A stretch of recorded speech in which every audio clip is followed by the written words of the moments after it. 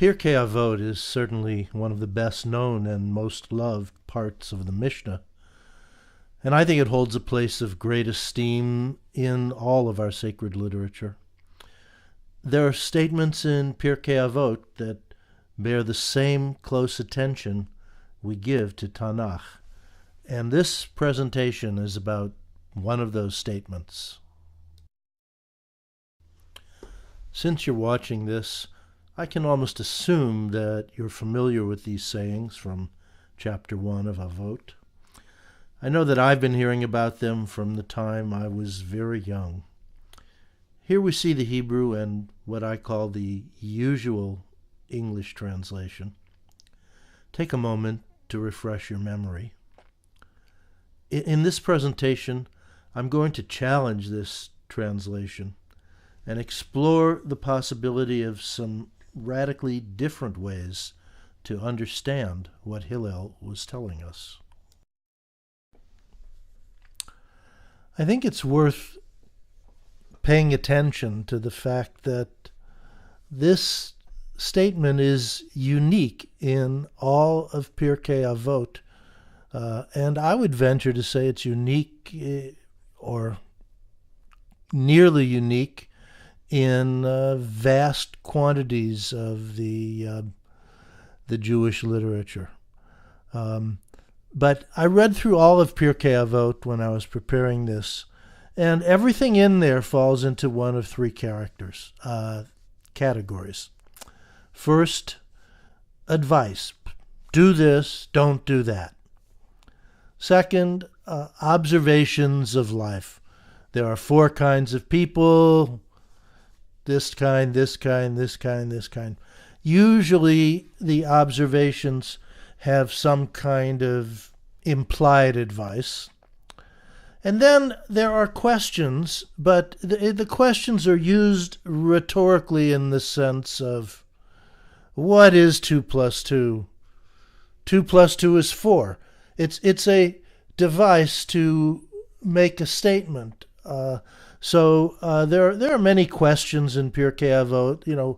Why do we think that such and such is true? Because it's written here that this is this, and so on and so forth. So the questions are asked, but then immediately answered. So what's really unique here is that here we have three questions that are not answered. They're just offered as questions. And on top of that, these questions are in the first person. Im ein ani li mili, usually translated, if I am not for myself, who will be for me? Now this first person in that form is also unique. I think that, I'm not saying we never see it, but not quite at this level of generality. Maybe why am I saying such and such? Because it's written so and so. But really to ask a first-person question like this, we don't see a lot of that. It's a technique that evokes both identification and participation.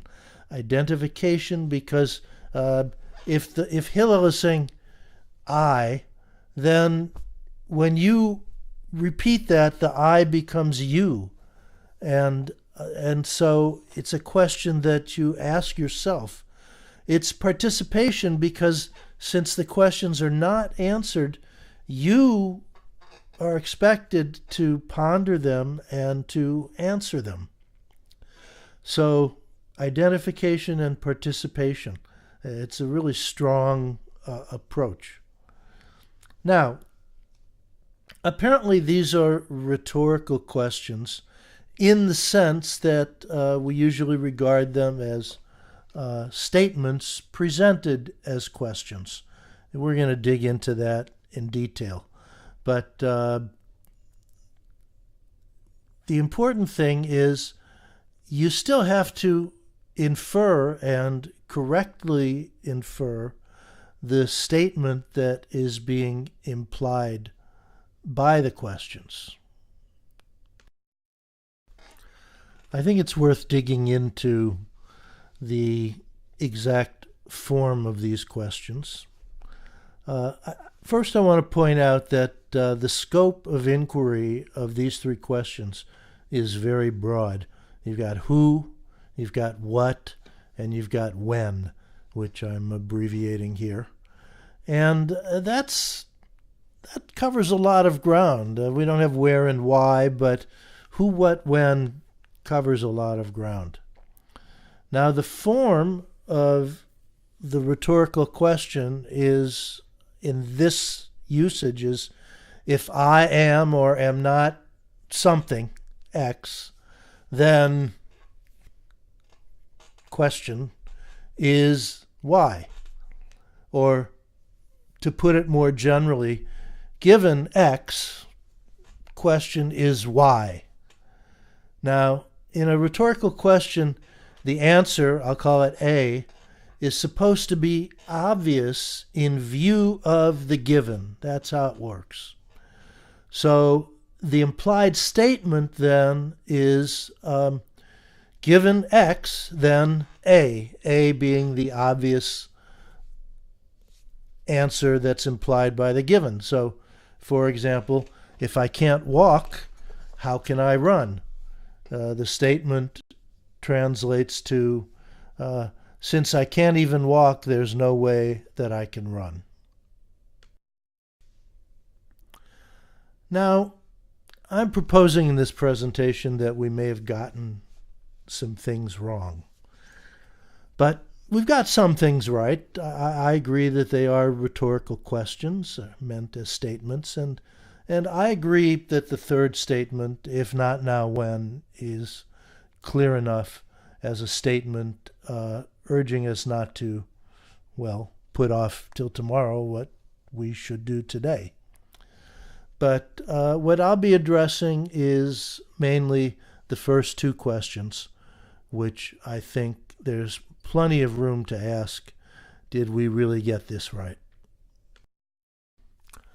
So let's use that rubric that I suggested to talk about the first two questions according to our usual understanding, which is what I'm going to challenge. We begin, if I am not for myself, who will be for me? So the obvious answer to that question is no one. So the statement translates to, if I'm not for myself, no one will be for me. And if we're going to do, say, a free paraphrase of that, it's something like, I should love and respect myself, and then, and only then, others will also love and respect me. I think that's a fair summary of the way we usually understand question one. So then we come to question two. If I'm for myself only, what am I? The obvious answer being not a very good person. And so the statement translates to, if I am for myself only, I'm a bad person. Again, paraphrasing, I should love and respect myself and love and respect others. It makes sense in a way. The first statement is telling us that we have to love ourselves, so it's followed up by a caution that, okay, you may have to love yourself, but not only yourself, you also have to love others. And that's, sounds right, sounds wise, and everybody's happy, right? What I'm suggesting here is that these words, as we just understood them in English, may indeed be true and wise words, but I'm not at all sure that they're a good reflection of what Hillel is saying in Hebrew. So I'm going to start by asking, how good is our usual English translation? And I think there are some very serious problems with it. The first problem is that our usual translation suggests a parallel structure between 1 and 2. If I'm not for myself, who will be for me? But if I'm for myself only, what am I? But if you look at the Hebrew, what we have as if in both of those translations is a different Hebrew word. If in the first one we have the word im, which is definitely if, and in the second one we have cheshe, which is a different word. Then in both of those statements we have the expression for myself. If I am not for myself, and if I'm for myself only. So, but it's two different words in Hebrew. In the first one it's li, and in the second one it's la'atzmi. We'll talk about that in detail in a minute. The other thing I want to point out is that while we often see it as rendered as if I am for myself only, the word only or any Hebrew synonym of that word does not appear at all in question 2. So where do we get this only? I think there's plenty of reason here to question our translation, but really we're only beginning. In a sense, my challenge is based very much in the issue of the meaning of this word li. Rabbi Foreman talks about cornerstone insights, and the question of the meaning of li is the cornerstone issue for me in this challenge. Le means to, and the y ending on it means first person singular. So very simply, li means to me. Now, le means to. It can sometimes mean for, but in the possessive sense, in the sense of the recipient of an action, usually, and I mean 95 times out of 100 or more, it's used with an action verb.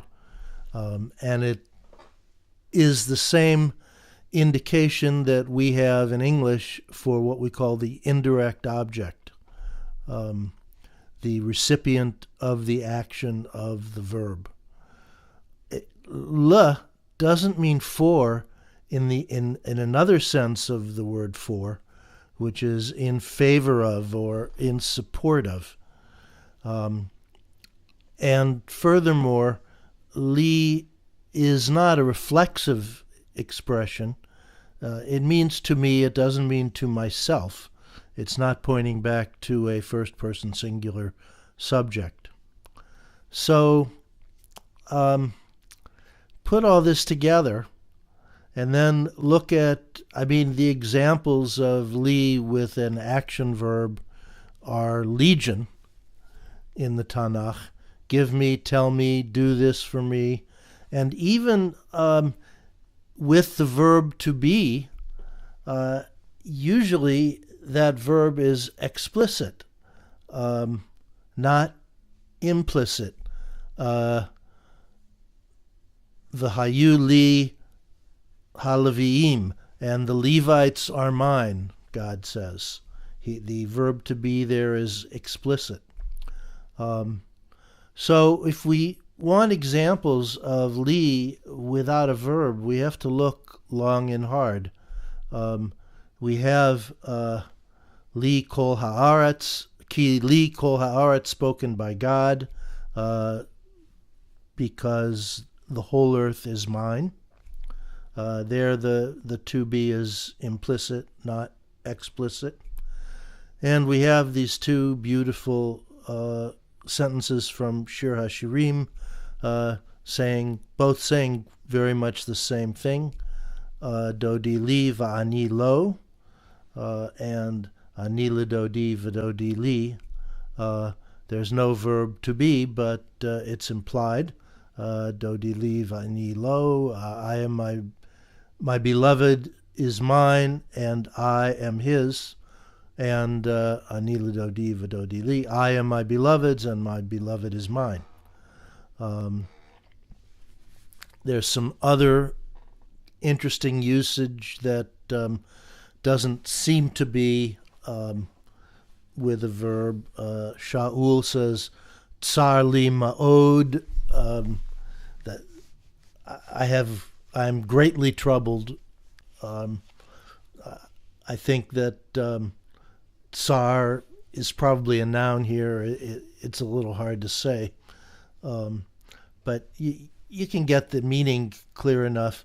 And from Job, Gamli Lavev. I love that. It's almost like Gam is replacing Yesh. So instead of saying, I have a heart, Yesh li Lavev, Job is saying, Gam li Lavev. Gam becomes Gam and Yesh. But really the most relevant examples are the ones with the verb to be that I show you on the left. So what all this adds up to is that to translate im ein ani li, mi li, to translate li with the phrase for myself, understood am for myself, meaning in favor of myself, is just very hard to support. I find nothing like that in the use of the preposition le, or in the 629 uses of the word li in Tanakh. I can't say I checked all 629, but I checked a lot. And really, it's the indirect object. It's overwhelmingly with a verb. And when it's used with to be, basically it means mine.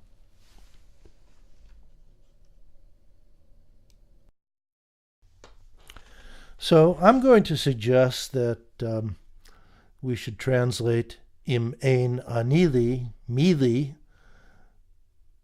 very simply and directly as, if I am not mine, who is mine?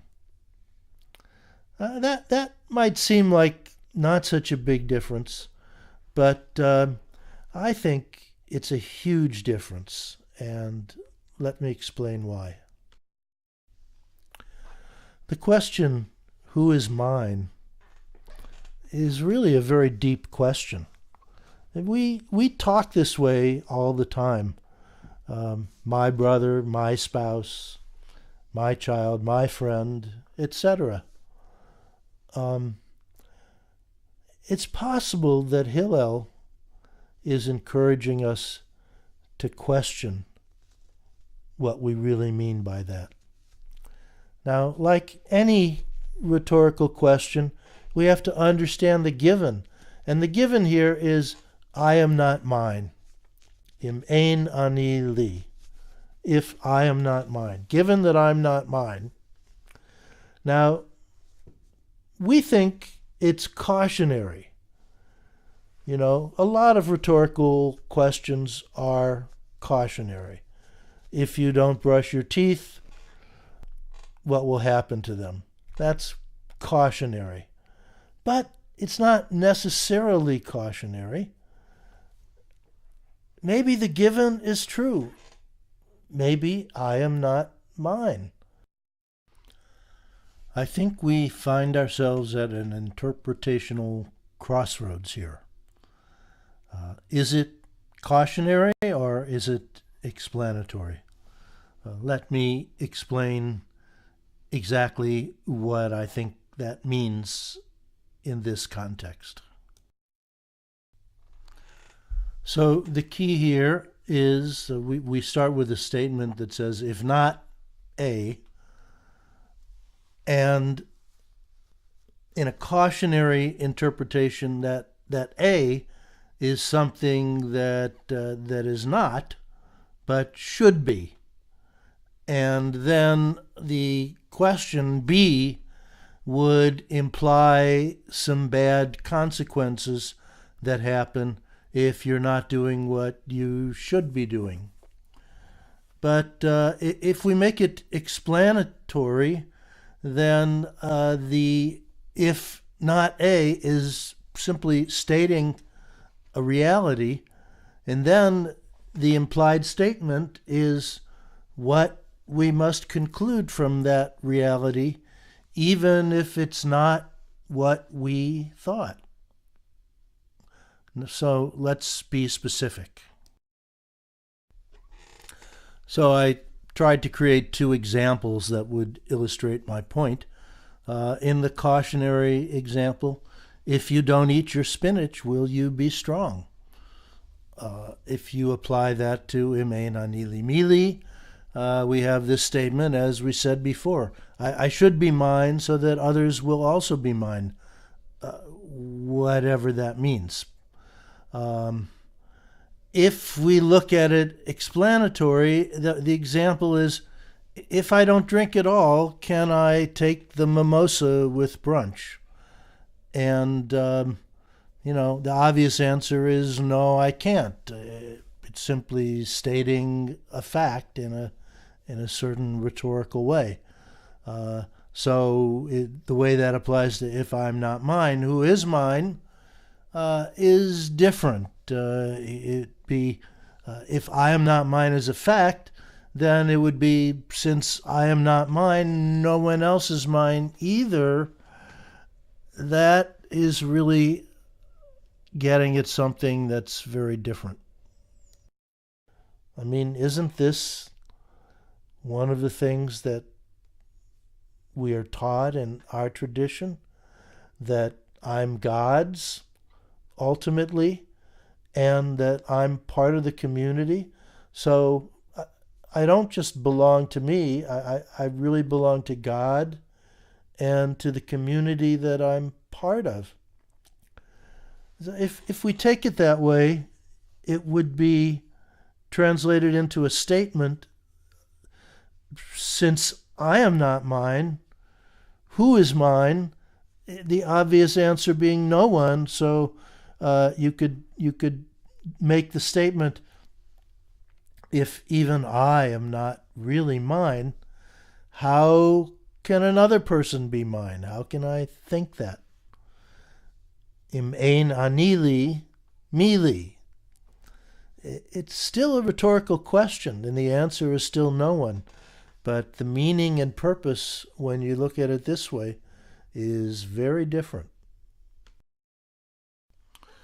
There is an element of caution here, but it's a caution for the given, not a caution against the given. I'm not mine, that's how it is, that's how it should be.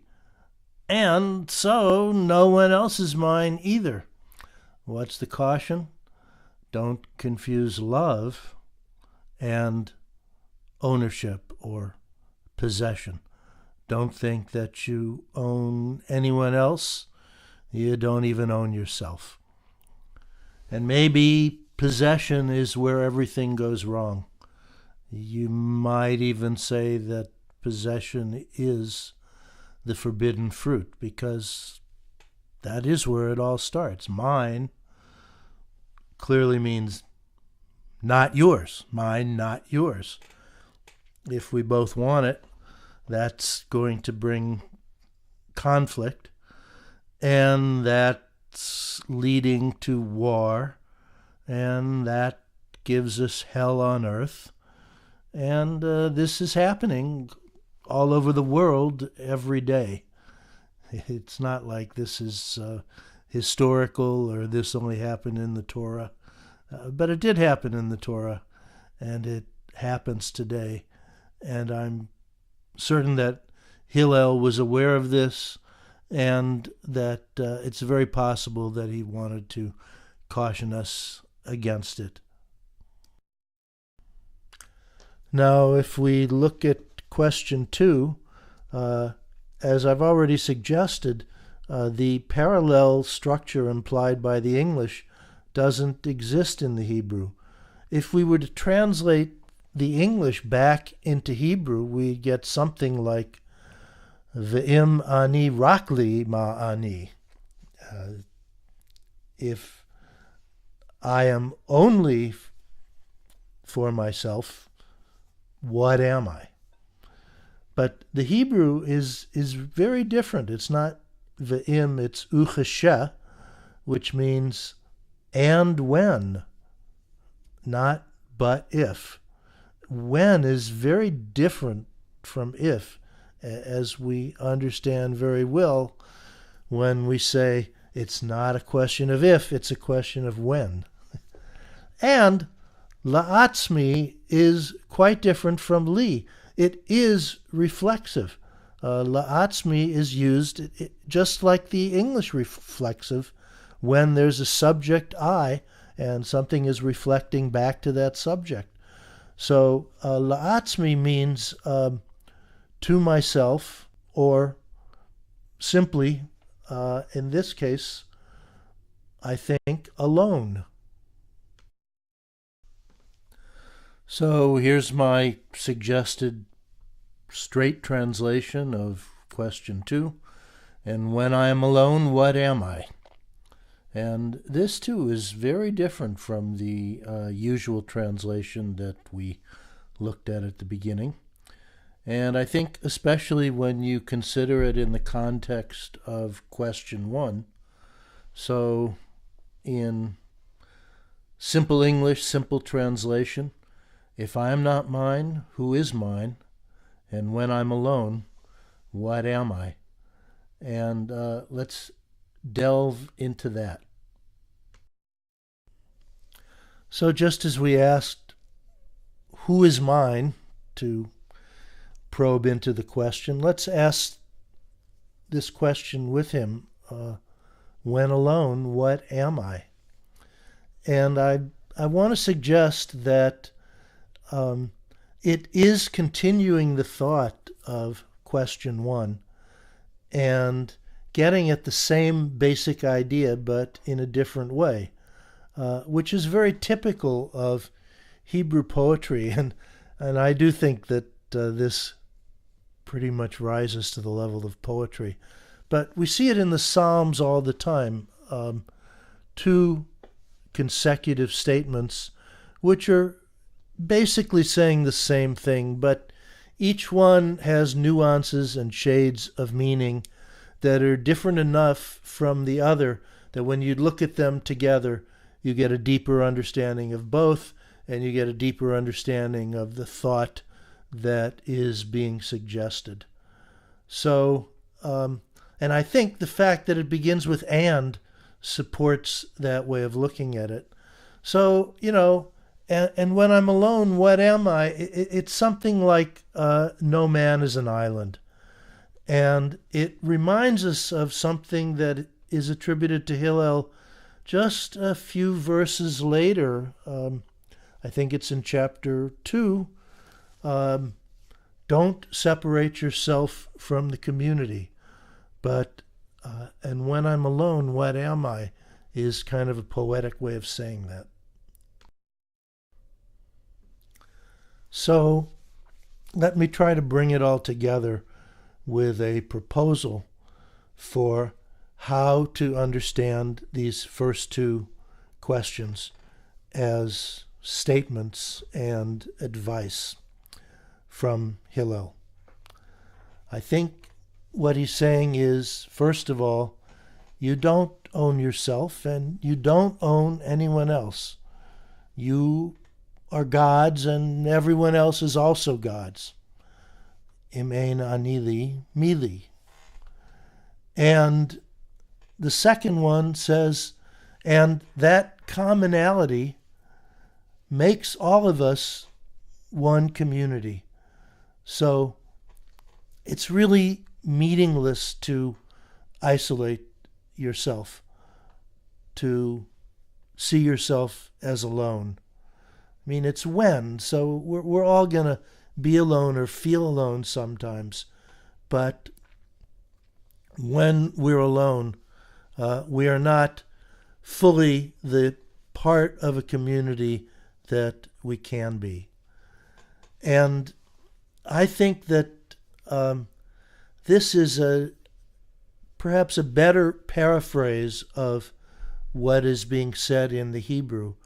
And I'm suggesting that it's really more profound and more worthy of this great sage than our usual take on it, which, as I said, it may have truth and wisdom value, but I think that what's being said here is a lot deeper than that, and at the same time a lot simpler when we just take the simple meaning of the Hebrew words. So the point we just got to is the point I originally got to when I first started working on this in 2011. And I think it's a good point. I was happy with it. But then in 2017, just a few months ago from now, I just happened to run across something in the Zohar that I realized has potential great impact on this same subject. And I want to conclude by offering that as really it's a whole other way of looking at it. So you're probably aware that the Zohar is a almost unimaginably vast treasure house of ideas that sometimes get very, you could say, wild and crazy, but I mean that in a good way.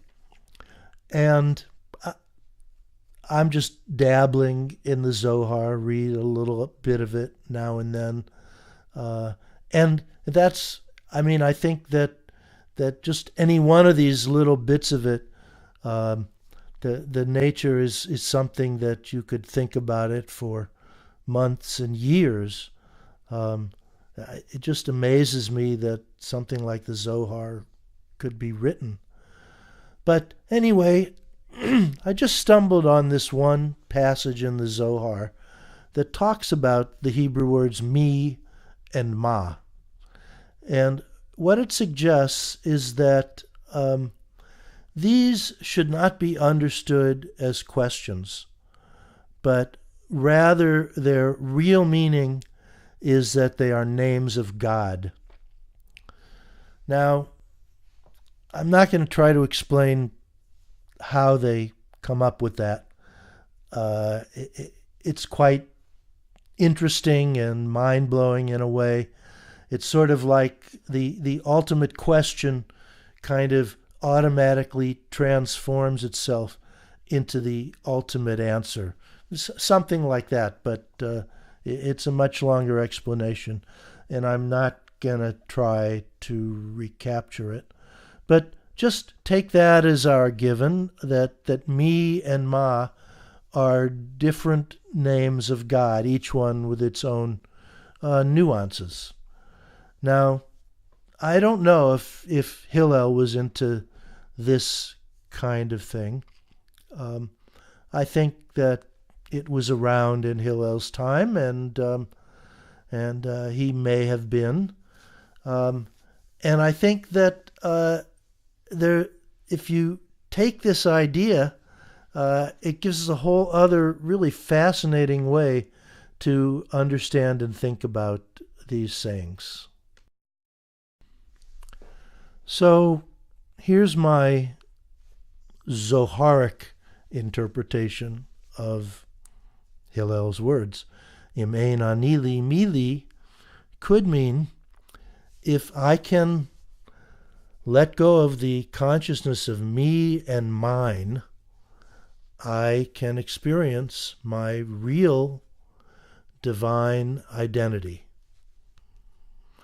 And uchashani la'atzmi ma'ani, could mean, and when I'm alone, the divine is present in me. And again, you take them together.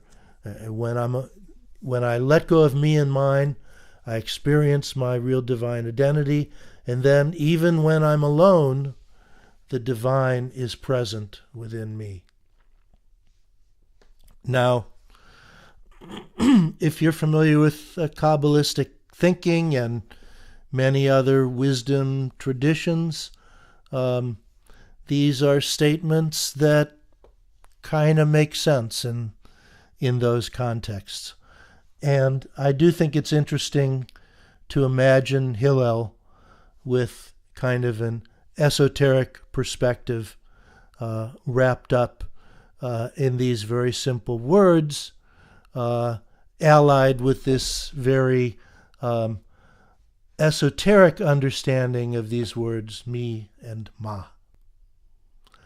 So I just offer you that for consideration. Of course, we don't know if Hillel read the Zohar, perhaps not, but similar material did exist in his time, and we can be pretty sure that he read Shir HaShirim. Maybe there's a connection, especially since li, with the implicit to be, is very rare, but it's clearly featured in Shir HaShirim, where we see ani l'dodi v'dodi li. Now it doesn't say ani li v'dodi li. That's obvious, because if I am my beloved's, I'm not mine. So, in fact, we could say in Hebrew, im ani l'dodi, ein ani li. Now, just take the back end of that sentence, ein ani li, put it first, and make it into a question, and here we are, im ein ani li mili. And Shir HaShirim says the answer is dodi li. And that's a pretty good answer, especially if we take dodi to mean God, the eternal beloved.